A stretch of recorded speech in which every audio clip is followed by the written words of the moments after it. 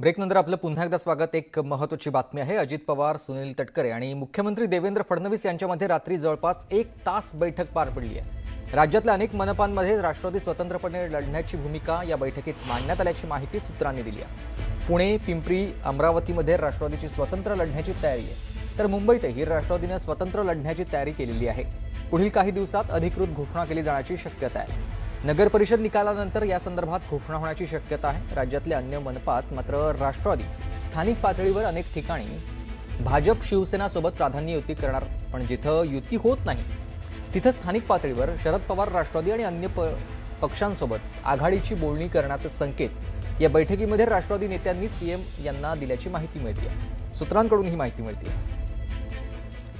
प्रणाली कापसे माझे सहकारी आपल्याला अधिक माहिती देतील। प्रणालीजी, गेल्या 2 दिवसांमध्ये आपण बघितलं होतं की राष्ट्रवादी अजित पवार यांच्या बैठका पार पडत होत्या। या बैठकांमध्ये स्थानिक पातळीवरचा आढावा घेतला जात होता। काल सुद्धा उर्वरित राज्यातला आढावा घेतला गेला आणि त्या आढाव्यानंतर असं लक्षात आलं की अनेक ठिकाणी राष्ट्रवादीच्या कार्यकर्त्यांचं समत पडलं की भाजप आणि शिवसेनेची लोक त्यांना स्थानिक पातळीवर फारसं सहकार्य करत नाही आणि त्यांच्यामध्ये काही वाद आहेत। तर त्या अनुषंगानं काल रात्री मुख्यमंत्री यांच्याकडे अजित पवार आणि त्याचबरोबर सुनील तटकरे प्रदेशाध्यक्ष राष्ट्रवादी हे दोघेही गेले आणि त्यांनी स्थानिक पातळीवर चर्चा केली की स्थानिक पातळीवर नेमकं काय करायचं। तर त्यात असं लक्षात आलं की अनेक ठिकाणी राष्ट्रवादीची आणि महायुती यांची युती होऊ शकत नाही। त्यांच्यामध्ये त्या मुद्द्यांना घेऊन वाद आहेत। बरोबर तिथे आपल्याला संधी मिळणार नाही असं राष्ट्रवादीच्या कार्यकर्त्यांना वाटतं आणि परिणामी त्यांनी असा निर्णय घेतलेला आहे की बऱ्याच ठिकाणी म्हणजे पुणे, पिंपरी चिंचवड, अमरावती या तर जागा होत्याच, परंतु आत्ता सूत्रांची जी माहिती मिळते त्यानुसार मुंबईमध्ये सुद्धा राष्ट्रवादी पक्ष हा स्वतंत्र निवडणूक लढेल असं दिसून येतं आणि जर ते स्वतंत्र निवडणूक लढणार असतील तर ते इतर पर्यायी मार्गांचा सुद्धा विचार करतील, ज्याच्यामध्ये राष्ट्रवादी शरदचंद्र पवार हा सुद्धा पक्ष येतो आणि त्यामुळं आता मुंबईमध्ये अजित पवार यांच्या पुढे राष्ट्रवादी शरदचंद्र पवार पक्षाचा पण पर्याय उपलब्ध झालेला आहे असं आपल्याला म्हणता येईल। नक्कीच, धन्यवाद तुम्ही दिलेल्या या सविस्तर माहितीसाठी। आणि एक सविस्तर बातमी आपण आता बघूयात। माणिकराव कोकाटे यांचं मंत्रिपद गेलं, पण त्यांच्या जागी कुणाची वर्णी लागणार याची चर्चा सुरू झाली आहे। इच्छुकांची मोर्चेबांधणी सुरू झाली आहे, पण रिक्त मंत्रिपद देताना अजित पवारांना जातीय समीकरण आणि प्रादेशिक समतोल साधावा लागणार आहे। पाहूयात या संदर्भातला हा रिपोर्ट। माणिकराव कोकाटेंना कोर्टानं दोषी ठरवून शिक्षा सुनावल्यामुळे त्यांना मंत्रिपदाचा राजीनामा द्यावा लागला। राष्ट्रवादी काँग्रेसच्या मंत्र्याची वर्षभरात पडलेली ही दुसरी विकेट होती।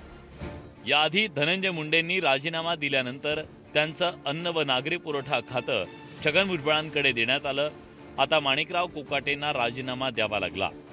माणिकराव कोकाटे उत्तर महाराष्ट्रातले होते, त्यामुळे या विभागाला कोकाटेंचं रिक्त झालेलं मंत्रिपद मिळावं अशी पक्षातून मागणी केली जाते। महायुती सरकारमध्ये उपमुख्यमंत्री अजित पवारांच्या राष्ट्रवादी काँग्रेसच्या वाट्याला 9 मंत्रिपद आणि 1 राज्यमंत्रीपद आलंय। 9 मंत्रिपदांमध्ये उत्तर महाराष्ट्राच्या वाट्याला 3, पश्चिम महाराष्ट्राच्या वाट्याला 4 मंत्रिपद आली आहेत, तर कोकण, विदर्भ, मराठवाड्याला प्रत्येकी 1 मंत्रिपद मिळालंय। राष्ट्रवादी काँग्रेसला विदर्भात 1 राज्यमंत्रीपदही मिळालंय। मंत्रिपद देताना जातीय समीकरणं कशी साधली गेली त्यावर एक नजर टाकूया। 9 मंत्र्यांपैकी 3 मराठा, 2 ओबीसी, 2 भटके व विमुक्त, अल्पसंख्याक 1, अनुसूचित जमाती 1 अशी मंत्रिपदं राष्ट्रवादी काँग्रेसनं दिली। राजीनामा दिलेले माणिकराव कोकाटे मराठा समाजातले नेते, त्यामुळे जातीय समीकरणाचा विचार केला जाण्याची शक्यता नाकारता येत नाही। मराठा समाजातील किंवा नव्या चेहऱ्याला संधी द्यायची झाल्यास कुणाचा विचार होऊ शकतो त्यावर एक नजर टाकूया।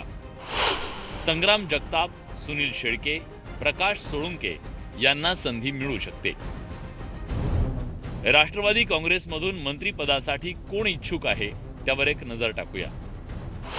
धनंजय मुंडे, अनिल पाटील आणि संजय बनसोडे मंत्रिपदासाठी इच्छुक आहेत। परिणामी उपमुख्यमंत्री अजित पवार क्रीडा खातं कुणाकडे सोपवतात याबाबत उत्सुकता निर्माण झाली आहे। मात्र नव्या मंत्र्याची नेमणूक जिल्हा परिषदेच्या निवडणुकीनंतर होण्याची शक्यता आहे। तोपर्यंत इच्छुक आमदारांकडून जोरदार मोर्चे बांधणी केली जाणार आहे। हे निश्चित आहे.